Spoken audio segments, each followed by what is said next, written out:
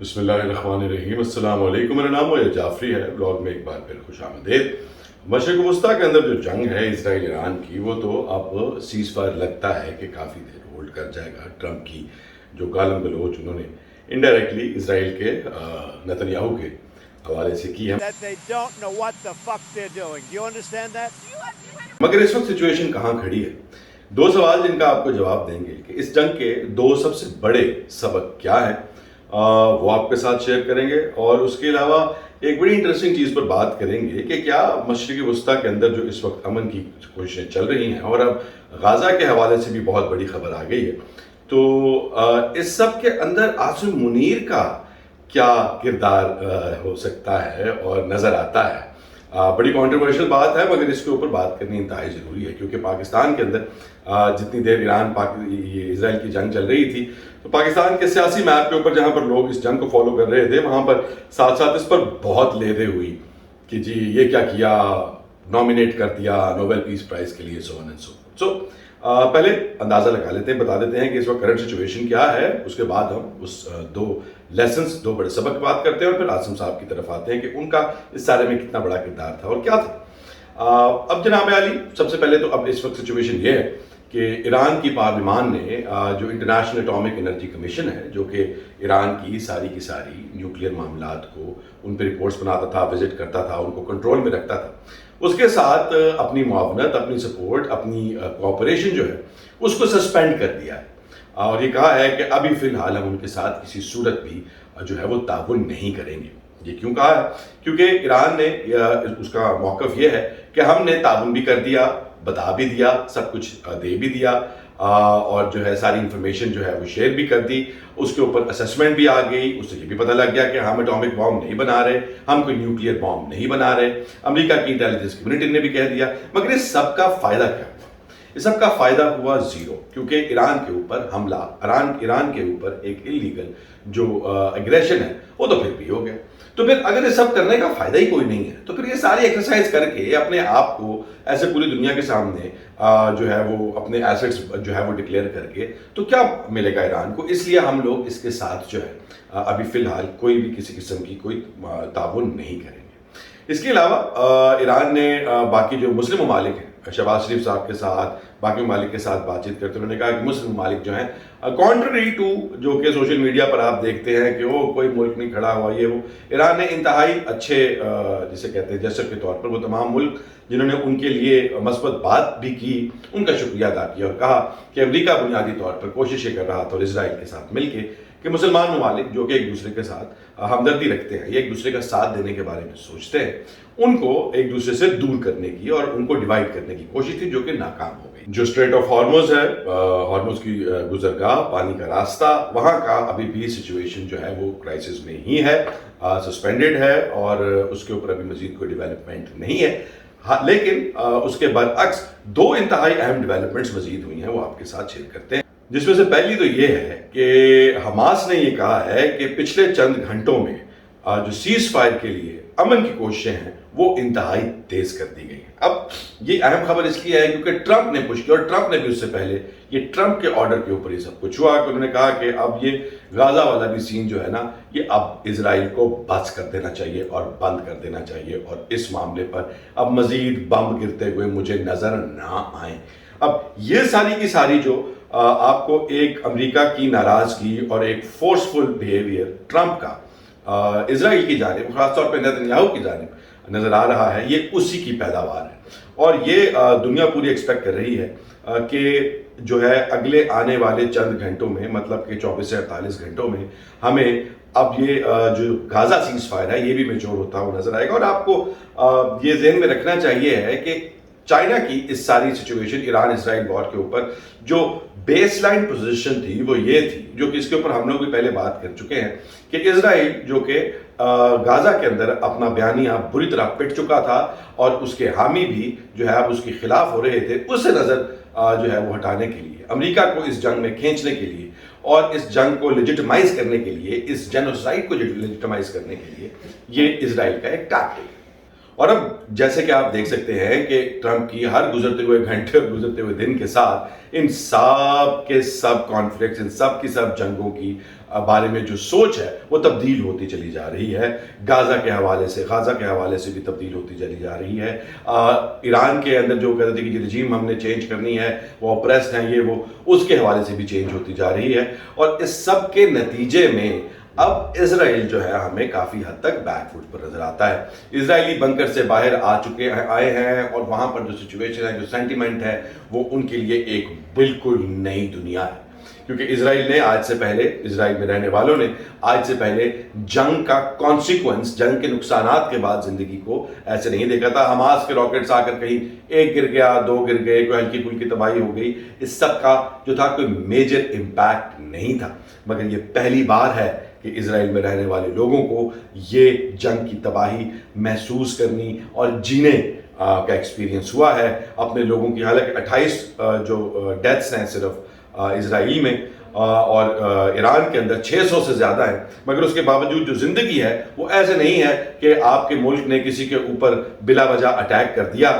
تمام international laws کے against, آپ بنکر میں چلے گئے، اس کے بعد باہر آئے اور زندگی جہاں پر رکی تھی وہیں سے شروع ہو گئی. اس بار سب کچھ مختلف ہے. اس لیے اب ان لوگوں کی بھی جو سوچ ہے وہ اپنے سیاسی لیڈران، نیتنیاہو پہلے ہی، اگر آپ نہیں جانتے تو آپ کو یہ جاننا ضروری ہے کہ اسرائیل کے اندر بہت زیادہ کوئی مقبول لیڈر نہیں ہے. وہ ان کے اوپر بہت سارے کرپشن کے کیسز ہیں اور بہت سارے فراڈز کے کیسز ہیں، تو اس وجہ سے وہ وہاں پر ان کے خلاف بہت سارے احتجاج بھی ہوتے رہے ہیں. تو اس وجہ سے اب نیتنیاہو کے لیے ایک مشکل اور مختلف دنیا ہے، اور وہ اسرائیل میں رہنے والوں کے لیے بھی ایک مشکل اور مختلف دنیا ہے جس میں اب وہ رہ رہے ہیں.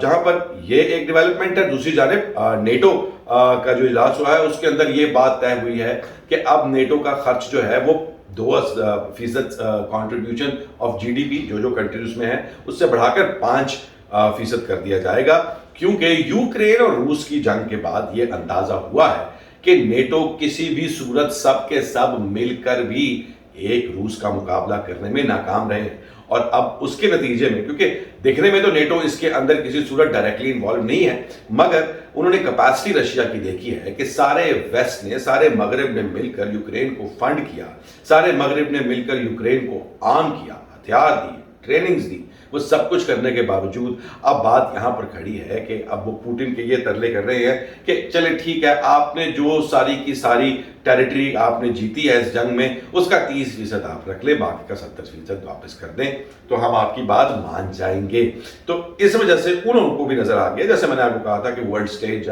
سیکیورٹی کے معاملے میں اب ریسیٹ ہو رہا ہے، چیزیں مختلف ہوتی چلی جا رہی ہیں.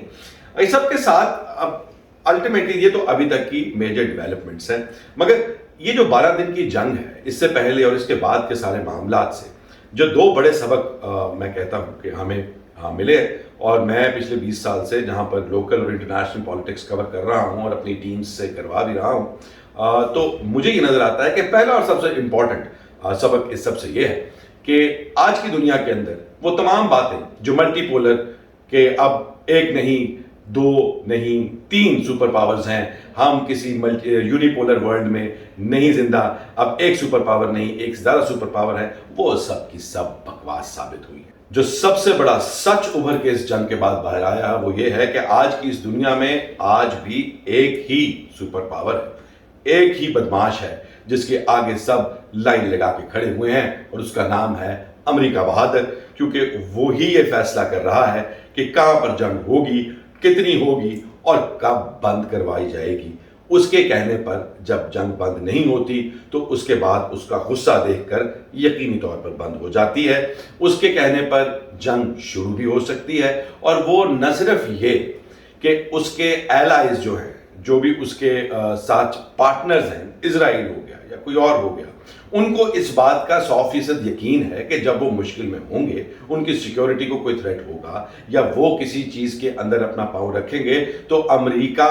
ان کا ساتھ پہلے دے گا، پوچھے گا بعد میں. کیونکہ دوستی کا یہی اصول ہوا کرتا ہے. ہم لوگ بات سچے کبھی بھی دیکھتے ہیں کہ دوست آگے کہہ کے پھڈا ہو گیا تو اٹھو تو چلو، تو دوست اس کا آگے سے وہ ہے جو یہ نہ پوچھے کہ اچھا کیا ہوا ہے، تمہاری کتنی غلطی تھی، मामलात क्या थे, वो कि अच्छा भाई चलो उठ के चले, तेरी गाड़ी चल लेनी है कि मेरी गाड़ी लेनी है कि दोनों गाड़ियां लेके जाना है, और किस किस को उठाना है। इसको दोस्ती कहते हैं, और ये साबित किया है अमेरिका ने। चीन, अभी हम किसी कॉन्फ्लिक्ट के अंदर, किसी जंग में पैर नहीं रख सकते, अभी हम सियासी और मईशत के हवाले से अपने आप को बिल्ड कर रहे हैं। चीन जो है उसके जो एस्पिरेशंस हैं वो सब के सब पीसफुल हैं। ये सारी की सारी जो बातें हैं सुनने में कानों को बहुत भली लगती हैं, मगर हकीकत ये है कि जब तक आपका ये इमेज दुनिया में नहीं होगा कि आप अपने करंट पार्टनर्स या वो लोग जो आपके साथ पार्टनरशिप करने के ख्वाहा हैं, उनको आपके साथ मिलने की वजह से सिक्योर फीलिंग नहीं आएगी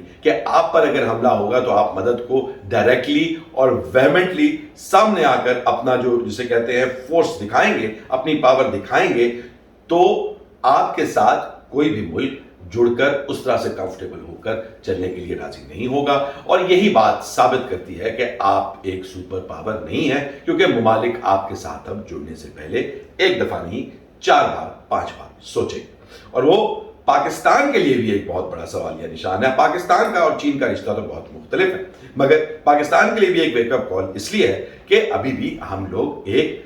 जिसे कहते हैं यूनिपोलर वर्ल्ड में रह रहे हैं। पाकिस्तान बड़ी देर से, पाकिस्तान की पॉलिटिकल साइड, पाकिस्तान की एस्टैब्लिशमेंट साइड,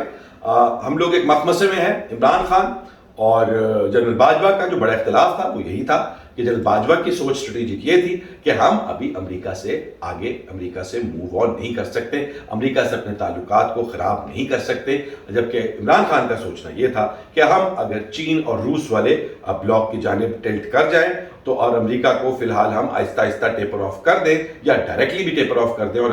अपना साथ दिखाना शुरू कर दें, तो इसमें कोई बुराई नहीं, क्योंकि अब हम एक मल्टीपोलर वर्ल्ड में रह रहे हैं। तो ये जो सोच है इसको भी बहुत बड़ा पाकिस्तान के अंदर धचका पड़ा है। और जहां तक जिक्र पाकिस्तान का है उस पर बारे में बाजवा साहब के हवाले से आसिम मुनीर साहब के हवाले से बाद में बात करते हैं। दूसरा जो सबसे बड़ा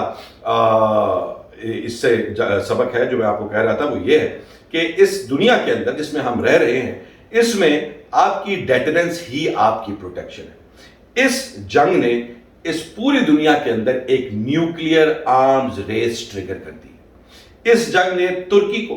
इस जंग ने ईरान को, इस जंग ने और बाकी ममालिक को यह बात समझाई है कि जब तक आपकी जेब में एक न्यूक्लियर बम नहीं है, दुनिया आपकी सिक्योरिटी को रिस्पेक्ट नहीं करेगी।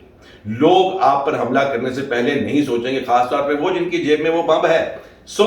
ये जो सिचुएशन है ये इंतहाई परेशान कुन है, ये जो सिचुएशन है ये इंतहाई डेंजरस है। ये इससे टेक अवे है। आसिम मुनीर साहब के हवाले से जो बात है कि इस सारे के अंदर, इस पीस के अंदर, इस सीज फायर के अंदर, और अब हमास और इजराइल या गाजा वाली जंग की सीज फायर के अंदर आसिम मुनीर साहब का क्या किरदार है, तो वो जो पाकिस्तान के अंदर आपको ट्विटर के ऊपर, सोशल मीडिया के ऊपर हर जगह यही नजर आया कि भी ये क्या कर दिया, देखा ना उससे तो हमला कर दिया अमेरिका ने, ट्रंप को ये नॉमिनेट कर रहे थे। अब जो ट्रंप की साइकोलॉजी समझते हैं, जो जानते हैं, और जो लोग इंटरनेशनल रिलेशन को समझते हैं कि इंटरनेशनल रिलेशंस के डिटर्मिनेंट्स की क्या चीजें किसी भी मुल्क की फॉरेन पॉलिसी को डिटरमिन करती हैं, तो उसमें एक मेजर फैक्टर होता है कि जो शख्स उस मुल्क की फॉरेन पॉलिसी की टॉप पे बैठा हुआ है, प्रेसिडेंट है, प्राइम मिनिस्टर है, कोई मोनार्क है,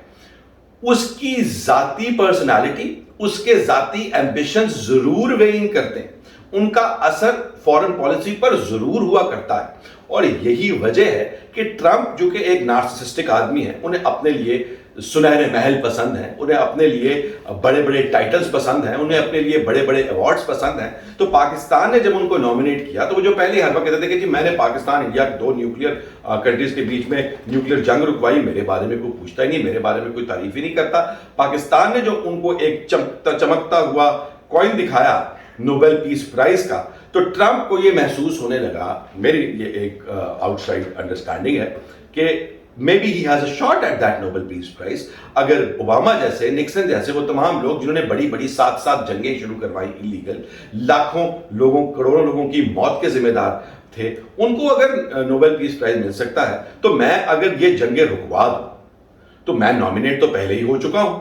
तो मुझे अगर मैं इस पर पूरा उतर जाऊं और ये जंगें रुकवाने में कामयाब हो जाऊं, पीस लाने में कामयाब हो जाऊं, तो मैं उस अवार्ड का हकदार हो सकता हूं। और ये उनके back of the mind play कर रहा है, जिसकी वजह से ٹرمپ کو جو غصہ آیا تھا نیتن یاہو کو، انہوں نے کہا کہ میں بہت ناراض ہوں اور یہ وہ دو ملک ہیں جو کہ اتنے عرصے سے اور اتنے زیادہ ایک دوسرے کے ساتھ لڑ رہے ہیں کہ ان کو اب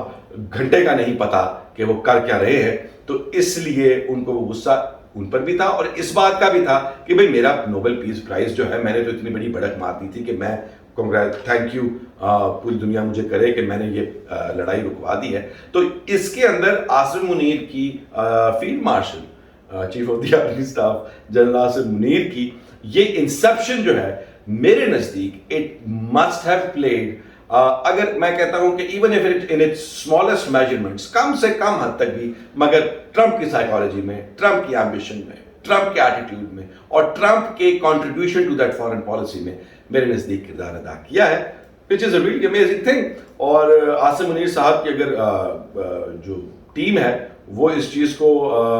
سمجھتی ہوگی تو یقیناً اس کے اوپر کھیلیں گے، but he is always been on the back ground. I give ہم دیٹ. پاکستان کے اندر کی سچویشن عمران خان کے حوالے سے اس سارے کے اندر بڑی مخدوش ہے، آپ کے سامنے ہی ہے. علی امین گڈھا پور کے حوالے سے اس کے اوپر کل سے بات شروع کریں گے. ابھی کے لیے انٹرنیشنل پر ہی ختم کرتے ہیں اور دیکھتے ہیں کہ دنیا کے اندر اسٹریٹ آف ہارموز کو اور IAEA کے بعد کیا ایران اب واقعتاً سیریس ہو کے اپنا